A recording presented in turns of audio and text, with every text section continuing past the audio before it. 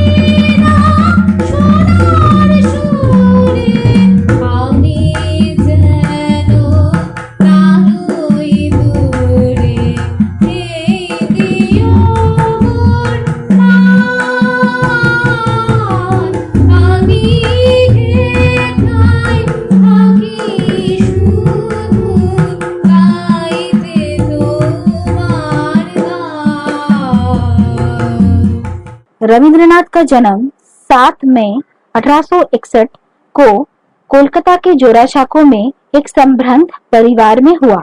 उनके पिता देवेंद्रनाथ ठाकुर ब्रह्म समाज के जाने माने व्यक्ति थे। रविंद्रनाथ उनके 13 संतानों में से सबसे छोटे थे।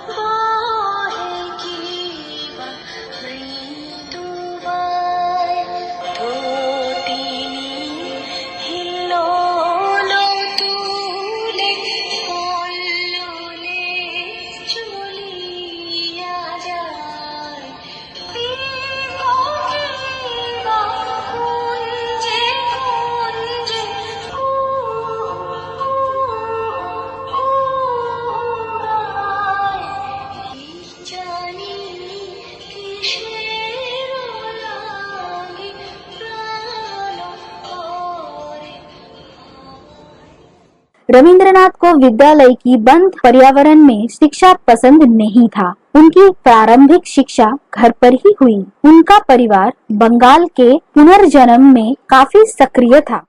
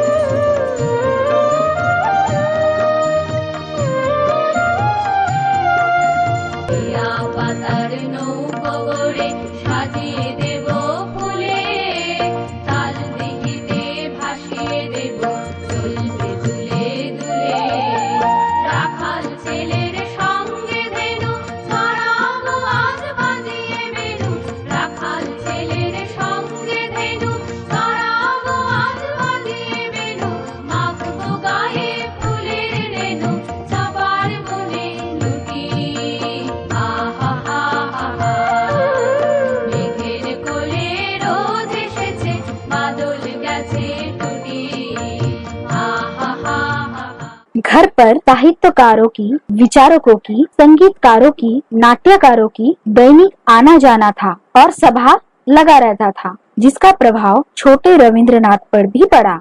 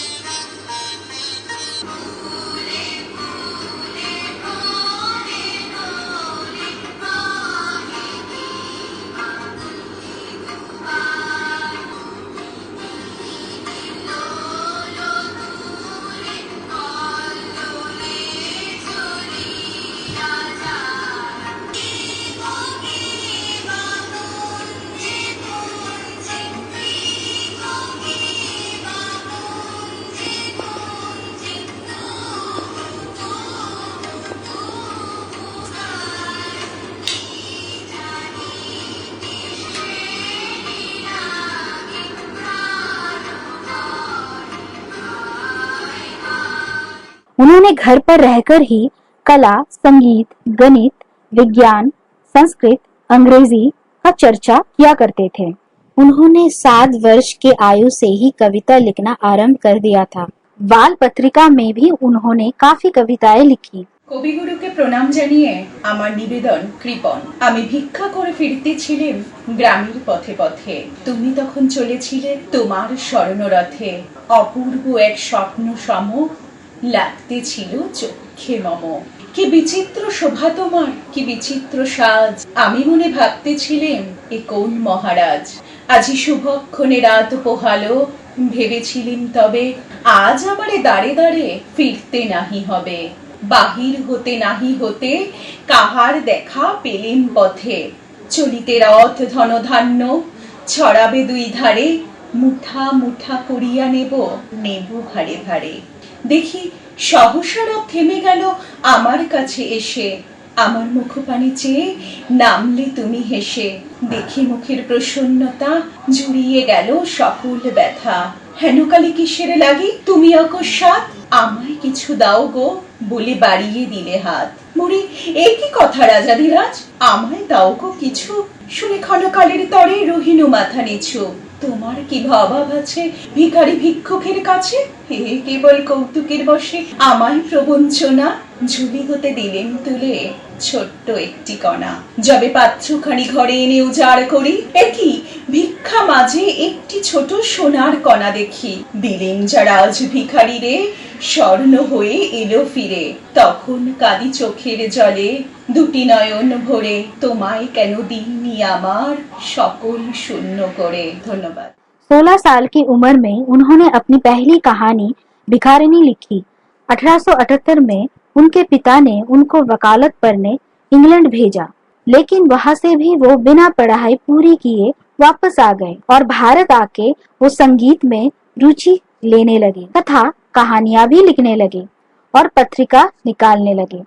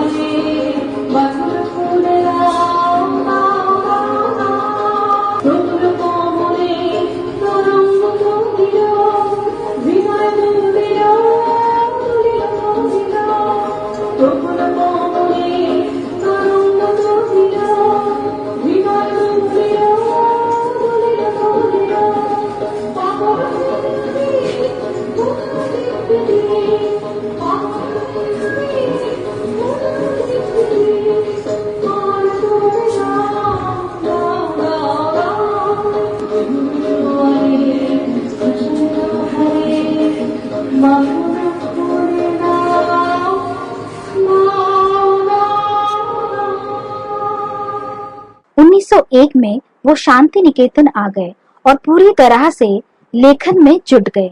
इसी समय उन्होंने गीतांजलि काव्य रचना की, जिसके लिए उनको 1913 में नोबेल पुरस्कार मिला, जिससे उनको अंतर्राष्ट्रीय प्रसिद्धि प्राप्त हुई।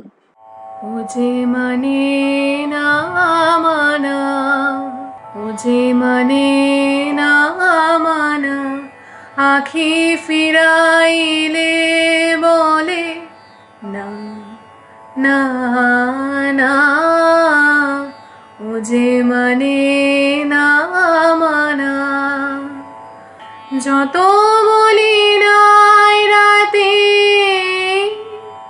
মলিন হয়েছে বাতি, মুখ পানে চেয়ে বলে না না না, ও যে মানে না মানা। বিধুর বিকল হয়ে খেপা পবনে ফাগুন করেছে হা হা ফুলের বনে। আমি যত বলি তবে এবার যে যেতে হবে, দুয়ারে দাঁড়ায় বলে না না না, ও যে মানে না মানা।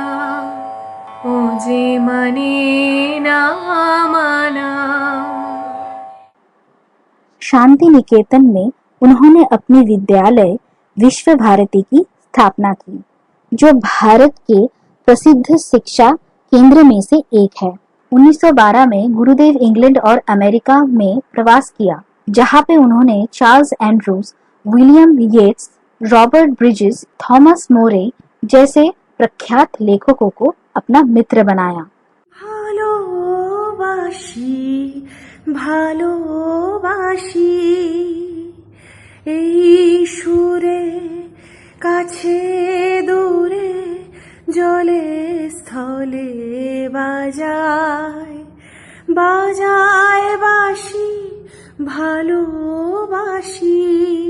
আকাশে কার বুকের মাঝে ব্যথা বাজে, দিগন্তিকার কালো আখি আখির জলে যায় ভাসি ভালোবাসি। সেই সুরে সাগর কুলে বাঁধন খুলে অতল রোদন উঠে দুলে, সেই সুরে বাজে মনে অকারণে ভুলে যাওয়া গানের বাণী, ভোলা দিনের কাঁদন কাঁদন হাসি ভালোবাসি ভালোবাসি। 1930 में गुरुदेव प्रसिद्ध विज्ञानी सर एल्बर्ट आइंस्टाइन से उनके घर पे मिले, जहां वे विज्ञान, साहित्य, दर्शन, ब्रह्मांड, ऊर्जा शक्ति के बारे में आलोचना और मित्र बन गए। আকাশ জুড়ে শুনিল ওই বাজে আকাশ জুড়ে শুনিল ওই বাজে তোমারি নাম, সকল তারার মাঝে ওই বাজে সেই নাম খানি নেমে এলো ভুঁয়ে, কখন আমার ললাট দিল ছুঁয়ে, শান্তি ধারা বেদন গেল ধুয়ে। আপন আমার আপনি মরে লাজে ওই বাজে আকাশ জুড়ে শুনিল ওই বাজে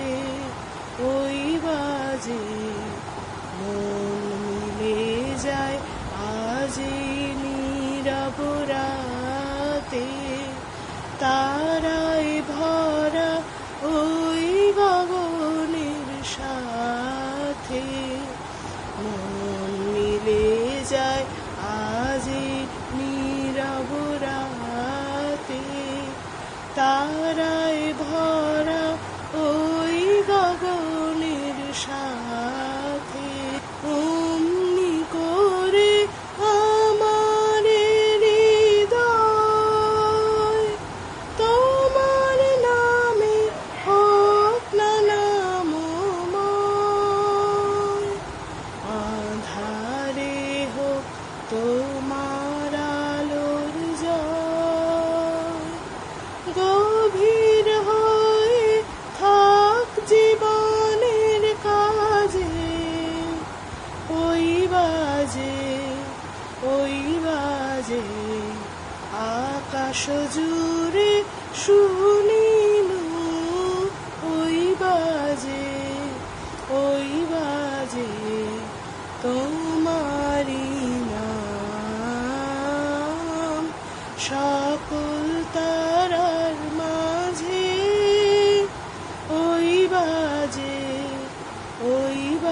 बाजे गुरुदेव गांधी जी को भी बहुत आदर और श्रद्धा करते थे। हालांकि दोनों के बीच मतभेद अंतर रहने पर भी दोनों का भारत के स्वतंत्र होने में काफी देन है। रविंद्रनाथ ही थे जिन्होंने गांधी जी को महात्मा का नाम दिया। गुरुदेव ने न केवल भारत के राष्ट्रीय संगीत जन गण मन लिखा, बल्कि बांग्लादेश का राष्ट्रीय संगीत आमार सोनार बांग्ला भी लिखा। यहाँ तक कि श्रीलंका का राष्ट्रीय संगीत के बोल भी गुरुदेव के लेखन से ही प्रभावित है। आइए सुनते हैं रविंद्रनाथ टैगोर के स्वर में जन गण मन का एक अंश। जनगण मन अधिनायक जय हे भारत भाग्य विधाता। ये आकाशवाणी पंजाब सिंध गुजरात मराठा द्राविड़ उत्कल बंगा विंध हिमाचल जमुना गंगा उच्छल जलधि तरंगा।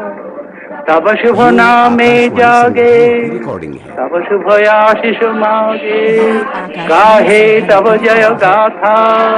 जनगण मंगलदायक जय हे भारत भाग्य विधाता। जय हे जय हे जय हे।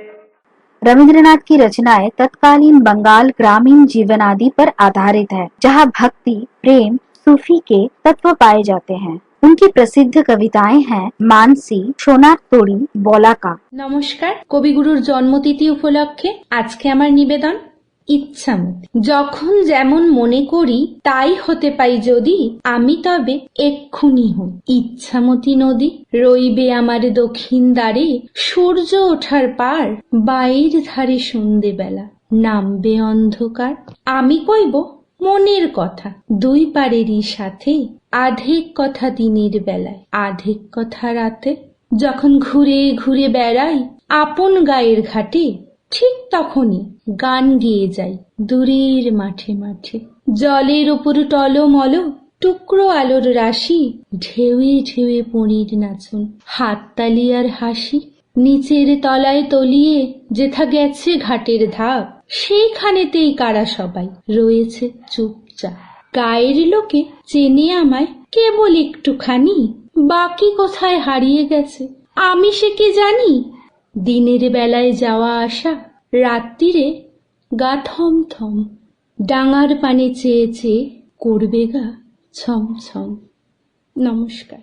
रविंद्रनाथ ने लगभग 2000 से ज्यादा गीत भी लिखे हैं और उन्हें संगीतबद्ध भी किया है। জাগরণে যাইবি ভাবরি, আখি হতে ঘুম নীল হরিকে নীলরি। মরি মরি জাগরণে যাইবি ভাবরি, জানি লাগি ফিরি একা একা।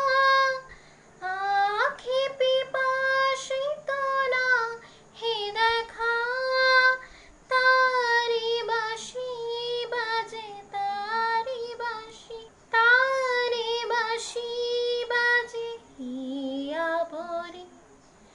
মরি মরি জাগরণে যাইবি ভাবরি, বাণী নাহি তবু কানে কানে।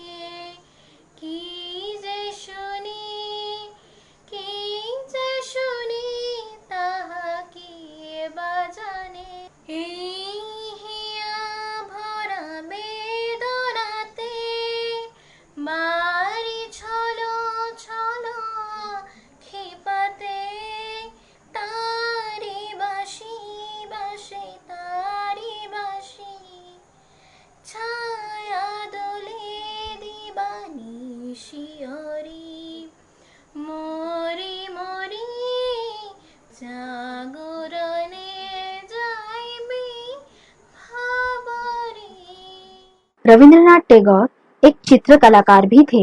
उन्होंने लगभग 2500 कलाकृति और चित्र भी बनाए हैं। नवो आनंदे जागो আজি, নব রবি কিরণে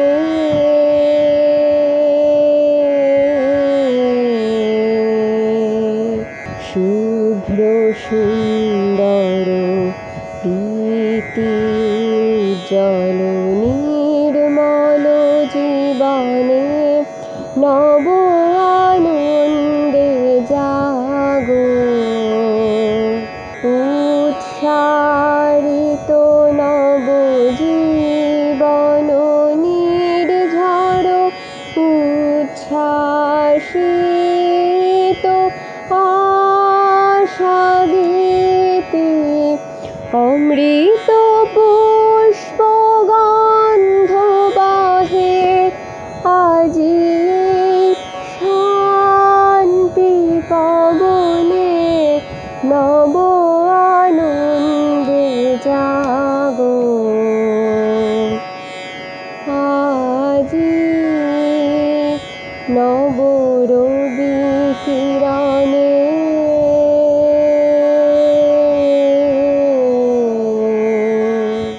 रविंद्रनाथ ने सैकड़ों कहानियां और लघु कहानियां भी लिखी हैं। उनके प्रमुख कहानियां हैं काबुलिवाला, नौष्टनीर, अपराजिता, मोनीहारा, शुद्धितोपाषाण, अतिथि, शेष कथा। उनके लिखे गए प्रख्यात उपन्यासों में से है गोरा, नौकाडुबी, चतुरन, घरे बायरे, शेषेर कविता, मालंचो, 4 अध्याय। रविंद्रनाथ टैगोर ने अनेक नाटक भी लिखे हैं, जिनमें राजा, विसर्जन, डाकघर, चंडालिका, रक्तकौरवी, चित्रांगदा, मुक्तधारा प्रमुख भी है। आइए सुनते हैं रविंद्रनाथ टैगोर के स्वर में एक कविता के अंश। অজানা সেতে आकाशवाणी থাকার লাগি উঠিয়াছে জাগি ঝটিকার কণ্ঠে কণ্ঠে শূন্যে শূন্যে প্রচণ্ড আহ্বান This is all India. মরদের গান উঠেছে ধনিয়া পথে নবজীবনের অভিসারে ঘোর অন্ধকারে যত দুঃখ পৃথিবীর যত পাপ যত অমঙ্গল যত অশ্রু জল যত হিংসা হলাহল সমস্ত উঠিতে তরঙ্গিয়া ফুল উল্লঙ্ঘিয়া ঊর্ধ্ব আকাশে ব্যঙ্গ করি তবু বেতরি সব ঠেলে হতে হবে পা কানে নিয়ে নেকিলে হাহাকার শিরে লিখলে উন্মত্ত দুর্দিন চিত্তে নিয়ে আশা অন্তহীন হে নির্ভীক দুঃখ অভিহত ওরে ভাই কার নিন্দা করো তুমি আশা করো না গো এ আমার এ তোমার পাপ বিধাতার পক্ষে এই তাপ বহু যুগ হতে জমি বায়ুকণে আজিকে ঘনায় ভীরুতা পুঞ্জ প্রবলের উদ্ধত অন্যায় লোভীর নিষ্ঠুর লোভ বঞ্চিতের নিত্য চিত্ত ক্ষোভ জাতীয় অভিমান मानवेर देवतार बहु असम्मान। 7 अगस्त 1941 को 80 वर्ष के आयु में गुरुदेव चल बसे, लेकिन वे एक ऐसे महापुरुष हैं जो उनके गीत, कविता, उपन्यासों के माध्यम से आज भी दुनिया के तमाम साहित्य प्रेमियों और हमारे बीच जीवित हैं। आइए सुनते हैं रविंद्रनाथ टैगोर के बर्लिन यूनिवर्सिटी में दिए गए भाषण का एक अंश। The idea of freedom to which India aspired was based upon the realization of spiritual unity. It is India's duty to be loyal to this great truth and never allow it to be extinguished by the storm of passion sweeping over the present-day world. That is why we must be careful today to try to find out the principles by means of which India will be able for certain to realize herself. That principle is neither commercialism nor nationalism. It is not merely self-determination, but self-conquest and self-dedication. The voice of this truth was heard in India's forests of old, above the din of race conflict. It was declared in the Upanishads and expounded in the Gita. Lord Buddha renounced the world that he might make this truth the household word for all mankind. Kabir, Nanak and other great spirits of India continued to proclaim its message. India's grand achievement, which is still stored deep within her heart, is waiting to unite within itself Hindu, Muslim, Buddhist and Christian, not by force, not by the apathy of resignation, but in the harmony of active cooperation. সুখে আমার রাখবে কেন রাখো